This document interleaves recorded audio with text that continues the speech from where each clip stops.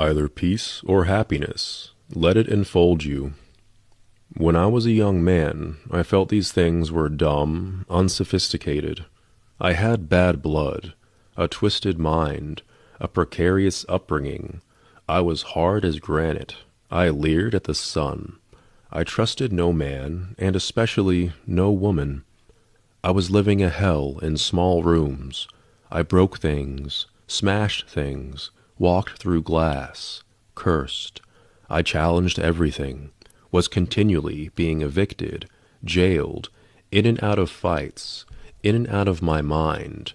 Women were something to screw and rail at. I had no male friends. I changed jobs and cities. I hated holidays, babies, history, newspapers, museums, grandmothers, marriage, movies, spiders, garbage men, English accents, Spain, France, Italy, walnuts, and the color orange. Algebra angered me. Opera sickened me. Charlie Chaplin was a fake, and flowers were for pansies. Peace and happiness to me were signs of inferiority, tenets of the weak and addled mind. But as I went on with my alley fights, my suicidal years, my passage through any number of women, it gradually began to occur to me that I wasn't different from the others. I was the same. They were all fulsome with hatred, glossed over with petty grievances. The men I fought in alleys had hearts of stone. Everybody was nudging, inching, cheating for some insignificant advantage. The lie was the weapon, and the plot was empty. Darkness was the dictator. Cautiously, I allowed myself to feel good. At times, I found moments of peace in cheap rooms, just staring at the knobs of some dresser, or listening to the rain in the dark. The less I needed, the better I felt. Maybe the other life had worn me down.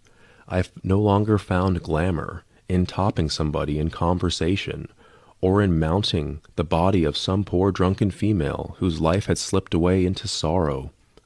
I could never accept life as it was. I could never gobble down all its poisons, but there were parts, tenuous magic parts, open for the asking. I reformulated, I don't know when, date, time, all that, but the change occurred. Something in me relaxed, smoothed out. I no longer had to prove that I was a man. I didn't have to prove anything. I began to see things, coffee cups lined up behind a counter in a cafe, or a dog walking along a sidewalk, or the way the mouse on my dresser top stopped where its body, its ears, its nose, it was fixed. A bit of life caught within itself, and its eyes looked at me, and they were beautiful. Then it was gone. I began to feel good. I began to feel good.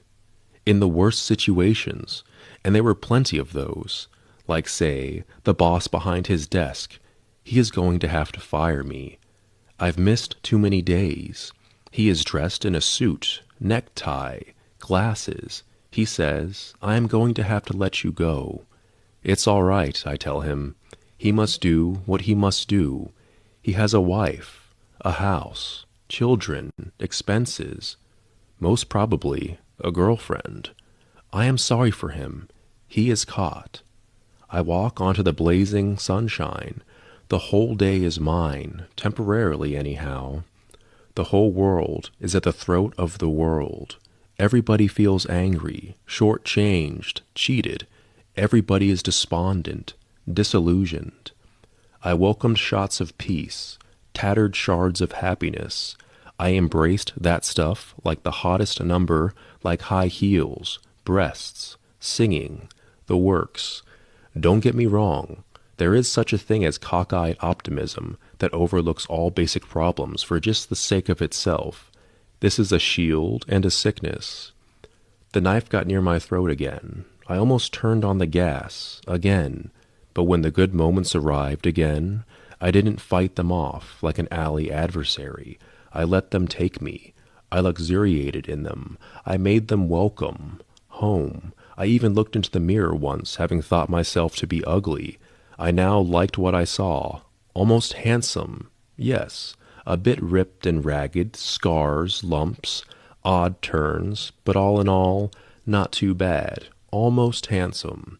Better, at least, than some of those movie star faces, like the cheeks of a baby's butt.